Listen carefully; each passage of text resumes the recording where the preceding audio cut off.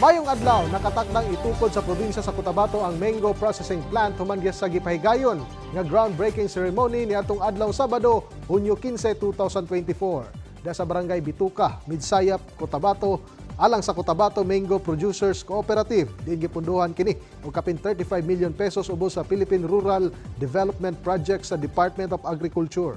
Ang Cotabato Mango Producers Cooperative gilangkuban sa kapin 50 ka mga miyembro gikan sa managlahing munisipalidad sa mong probinsya.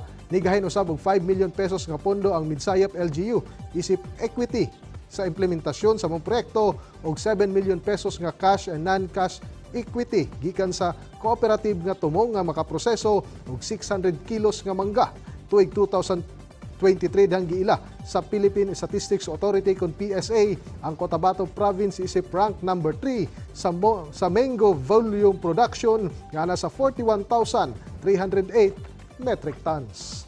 Samtang human sa pagdeklara isip insurgency free sa municipality sa San Fernando da sa Bukidnon, gibutyag sa 10th Infantry Division sa Philippine Army nga aduna say laing lungsod sa maong probinsya ang ginaproseso nga madeklara nga insurgency free. Sumala pa ni 10th Infantry Division Public Affairs Officer Major Ruben Gadot. Ang maong munisipalidad mao ang kadingilan. Dugang pa sa mga opisyal nga kung ugaling mahinayon kini na ay kaduhang local government unit sa Northern Mindanao nga mamahimong insurgency free. Hinoon, wala pa'y mabutyag nga petsa ang mga opisyal kung kanusa kini mga opisyal nga madeklara nga insurgency free municipality.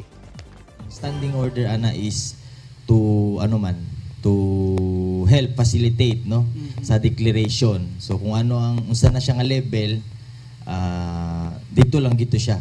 Og mao kadtong mga nagunang mga balita gikan dinhi sa PTV Davao, ako si Julius Pakot para sa Pambansang TV sa Bagong Pilipinas.